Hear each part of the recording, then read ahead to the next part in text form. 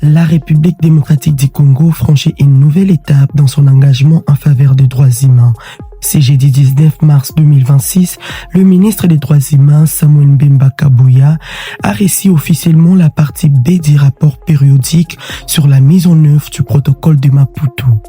Ces documents remis par la ministre du Genre, de la Famille et de l'Enfant, Micheline Ombaye Kalama, mettent en lumière les efforts entrepris par le gouvernement congolais pour promouvoir et protéger les droits des femmes sur l'ensemble du territoire national.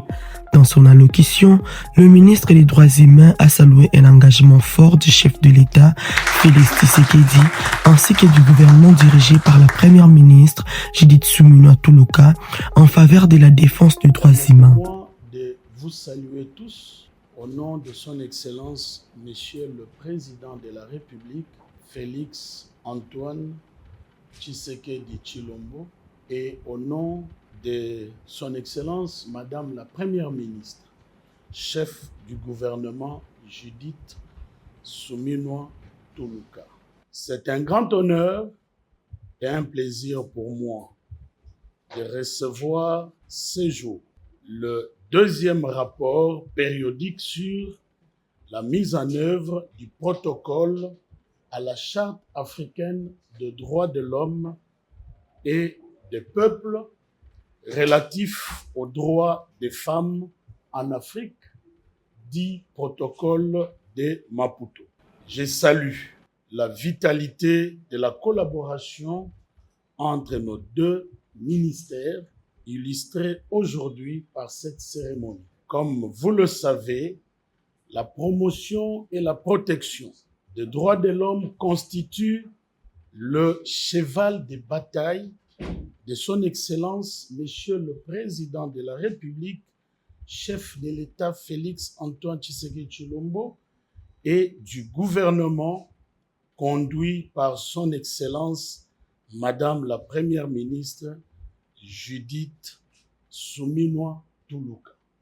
Ce deuxième rapport démontre les efforts que la République démocratique du Congo ne cesse de fournir pour le respect et la promotion des droits des femmes.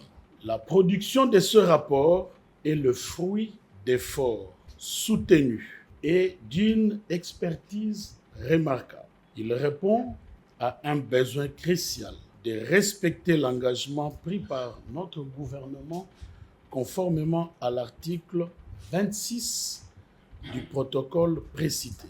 Ce rapport que vous me remettez ce jour est d'une importance capitale. Il constitue la preuve éloquente d'une bonne collaboration de la République démocratique du Congo avec l'organe de surveillance des droits de la femme en Afrique. Je vais joindre ce rapport à celui relatif à la mise en œuvre de la Charte africaine des droits de l'homme et des peuples pour sa transmission à la Commission africaine des droits de l'homme et des peuples. Ces rapports interviennent après les observations périodiques de 2018 et s'inscrivent dans une dynamique de suivi et d'évaluation des engagements pris par la RDC dans le cadre du protocole de Maputo. Avec ces nouveaux accomplissements, la RDC confirme sa place parmi les États engagés dans la promotion des droits des femmes en Afrique.